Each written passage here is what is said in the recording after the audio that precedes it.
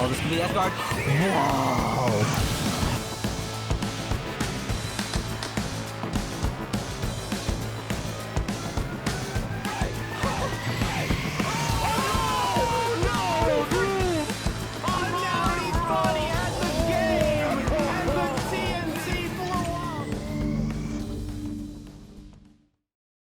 Br1 once again showing fondness of the Enderman skin.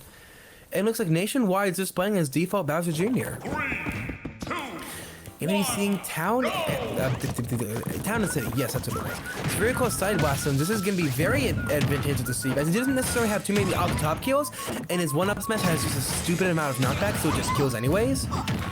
I think this may definitely be a lot better for Bowser Jr., but already NationWide doing a huge amount of damage to Br1, 83%, but there's gonna be the tick grab minecart, a decent string, not really in a position to get the massive like 50-60% strings that Steve's are known for, but still an alright string nevertheless. 38% just chilling on the other side of the stage, just having a nice little conversation like, hey, how you doing, Br1? Hey, I'm doing just fine, you know, just mining away. Yep, I've used that joke way too much. It looks like the camping's actually working out as he's actually getting a bit of percent back. Forced an approach there, bad approach, but able to land jab. That is one thing that Bowser Jr. also has that not a lot of other characters have, and that is a jab that kills. Surprisingly early, and especially on stages like Yoshi's Story, and especially Town and City, with I think the closest side blast zones in the tournament legal stage list. Unless you want to count WarioWare, in that case, what games are you even playing in, and where can I find them? Yeah, 66. Bowser Jr. also has a pretty good amount of kill power. His F smash doesn't kill the greatest, I don't think, but it has a lot of active frames, which also means it has a decent amount of end lag if whiffed. So, yeah. 93 getting stuffed out with that border there. 97 Br1 making this into an even game. Once again, that tick command, that minecart is just, you know, there. It's gonna be back. They're not quite gonna kill yet. Top right corner of the map though, getting close, and there's gonna be the upper. Call out the minecart. Looks like people are starting to lab out ways to actually deal with minecart, despite the fact it is Steve's neutral winner 5,000 and his kill getter 5,000 from downtown. But it looks like NationWide's actually going even with Br1. Who is this man? How have I never heard of him before? I'm going up real quick, but I'm going to keep on commentating this match. Eardart is out. Gonna go straight back to the ledge. Barely dips out on a down tilt there. 89%. Looks like Br1 doing a better job this time than he did last one. Looks like NationWide's starting to make this comeback. But NationWide's keeping it somewhat even. But no, Diamond Tool is on deck. He's going to have to be a lot more careful. Oh, barely lands a forwarder. Any later, that would have been a minecart hit. Definitely bring this back to more even, as I believe Steve Minecraft is a bit on the lighter side, not by too much, but very slightly on the lighter side. Oh, that is a good... I just realized that Bowser Jr.'s forwarder goes through blocks, I believe. It's one of those dish ones, which I think gives him a much better matchup against Steve, as... I mean, those blocks are extremely important, and that was actually a really good job, because he couldn't punish with S-Smash, and Steve's S-Smash, while it may be immensely strong, especially with diamonds, it has almost no range whatsoever. Like, I'm gonna go on record and say Cloud's grab has more range than that man's F-Smash, and that's gonna be the kill from Diamond Pickaxe back air. But 104%, oh, hang on, that pickaxe was the perfect time! Oh no! Br1 getting extremely unlucky with that durability there. Gonna break as he's about to get that 56% combo and misses the last axe hit. And just unable to get the rest of his conversions down. That could have been a huge amount of mileage, but almost didn't get any. Yeah. NationWide counting his lucky stars right now. I'm gonna see if he can make this his lucky game, because it's a pretty even game. He's about to take down Ecuador's second best, assuming he can just get these next few strings in. 57, but no, Minecraft has more priority than Cooper Clown Car. Straight back to Wedge, gonna jump right over that F-Smash, back on center platform, trying to avoid these axes. But remember, if a hit doesn't land, it doesn't use any durability. That's the difference between this and Levinsaur. But if it does hit shoot, it also uses durability. So that means shoot is a very, very crucial option against Steve. I don't think he has any kill throws. By chance, once again, going back to center platform, it's not a good idea because Steve's aerials, especially with Diamond Tools, are really good. Only 43% on Br1 right now. That's a back air weak hit, though. 52, and that's going to be forward air. Gonna take that game. Br1 at 52%. NationWide giving him a run for his money. Yeah.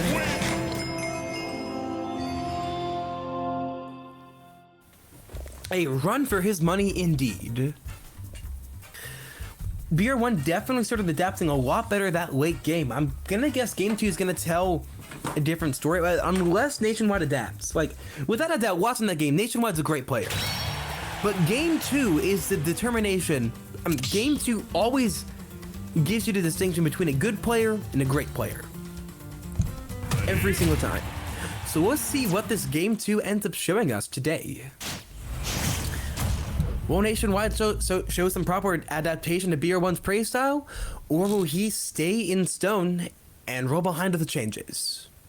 3, 2, 1, go!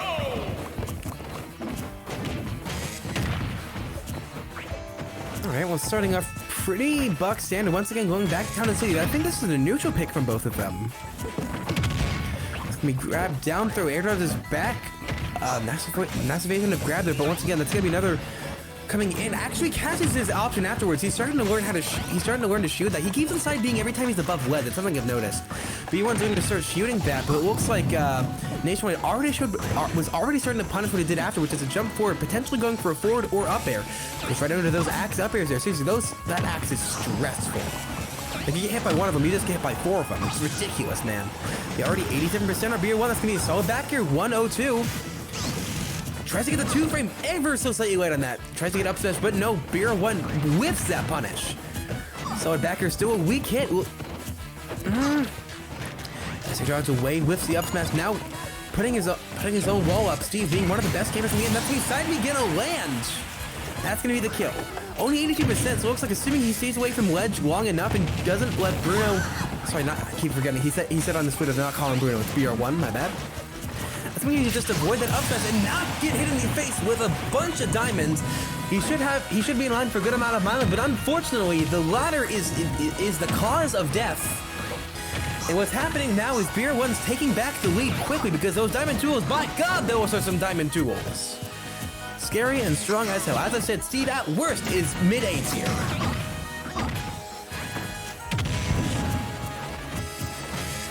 Bit of a string there, 72 to 76%. Tries to get an up, he had a shield up, jumps over minecart. Land back, able to get a forward air. Able to starting to bring this back. Br1 has not gotten a hit in a solid moment. Diamond is still on deck though. They might be breaking somebody. He still has another one in his tool, and that's gonna be down or gonna land? What? Once again, Team Fortress is gonna land there. Parries the backer, but that's gonna be upward angle F smash, just barely able to take that. I take that back and Bowser Jr. F smash not be able to kill. I always mix it up with Meat Gunner for whatever reason. That is going to be the lead for NationWide there, 31%. That's an adequate amount of mileage, but 49 is even more adequate. That minecart's just barely gonna kill. Top left corner of that map. Even though the stage is kind of wide, those blast zones are extremely close, but 49%, now 56. That is an extremely good amount of mileage. We'll see if NationWide can run off that, see if he can take Game 2, bring this to a last game situation. Game 3, that is. Keep in mind, whoever wins this... no, we're not in Game 3 yet, so it's not quite there. Yeah, all NationWide has to do is just hold it together for a bit longer, get the mix-up when he needs it. If he's been conditioning something out of Br1, now is the time to do it, because he needs to take this game now rather than later. The more time you give these players, the more time they have to come back, and you need to take it now. 195 tries to get the forward, but no, Br1 with that's a very small shield there.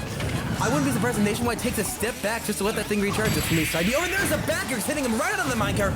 Barry alive, picks away from that blast zone, give rid of the kiss as he went by. At this point, NationWide just trying to get a kill. Now rather than later, probably already popped off the moment the kill screen came up, but still alive. Backer not quite gonna kill yet. Platform coming back in, gonna land on it. Both platforms gonna be in use of getting back to safety, but no stage control from NationWide here, but able to get center stage back. Br1 getting a bit more resources. No redstone on deck, but that is gold on deck. Still using diamond tools. Pickaxe is broken, so is axe. Br1's gonna have to craft something, but diamonds are on deck now, and that's gonna be the kill. NationWide just barely unable to clutch it out. Br1 saying, ha, you are not staying on the side. That's my job to win. Whew. Both players showing great amounts of proficiency in their characters, making it a tight game both times around.